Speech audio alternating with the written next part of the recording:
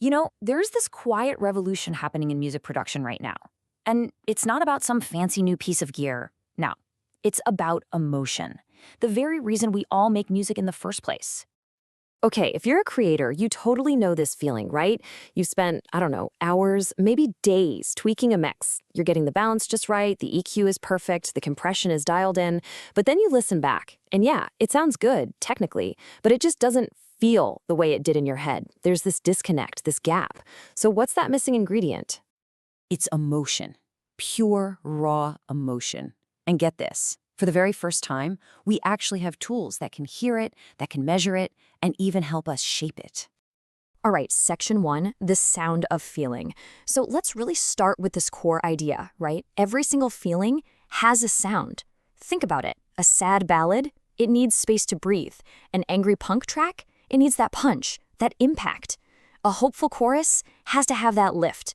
And the challenge for, well, forever, has been bridging that technical world of mixing with the emotional world of music. And this slide, this gets right to the heart of it. This is the central problem that artists have wrestled with since the beginning of time.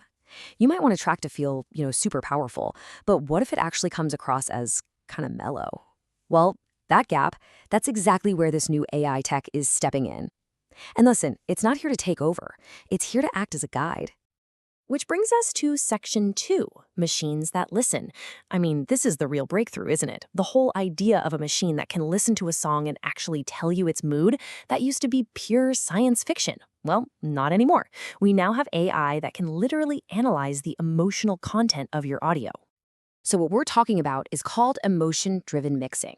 And it's a real thing, a tool that uses AI as this incredible feedback mechanism. It basically breaks down your track's emotional traits, and that allows you to fine-tune the sound to perfectly match what's in your head, your original vision. And just to be super clear, this isn't some far-off futuristic concept. It is happening right now.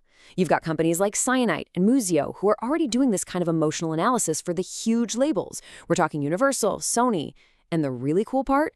That exact same technology is now trickling down into tools that you and I can actually use, like Isotope's Neutron and Ozone, or Sonable's smart plugins. Okay, section 3, translating waves to emotion. So how in the world does a machine hear emotion in a sound wave? Well, the simple answer is through pattern recognition on an absolutely massive scale. Now, what's so fascinating here is how this all works. Let's be real, the AI isn't feeling anything. It's not sad, it's not happy, it's analyzing sonic characteristics. It's been trained on millions, and I mean millions of songs. So it's learned that, hey, a bright tone usually means happy or energetic. High compression, that often feels aggressive. Soft dynamics, we tend to hear that as calm or tender.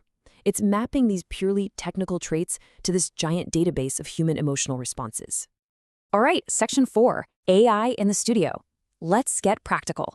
How does this actually work in a real-world scenario? How does it become your creative partner when you're deep in a project? So picture this. You're working on a song and your whole intention is for it to be aggressive, just full of raw power. You've laid down the parts, you've got a rough mix going, and you're feeling pretty good about it. You think you're on the right track. So you upload it to one of these analysis tools, and then this happens. The AI comes back and tags your aggressive track as mellow and dark. Oof.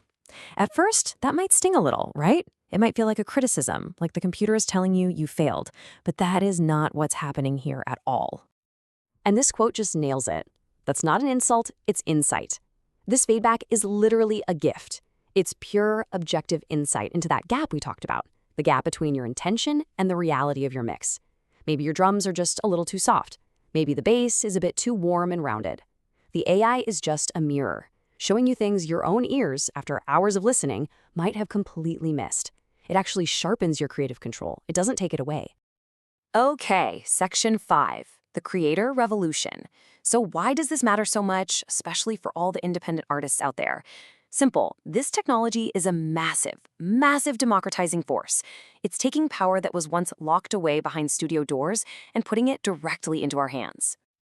I mean, for decades, the major labels were the only ones who had this kind of emotional data.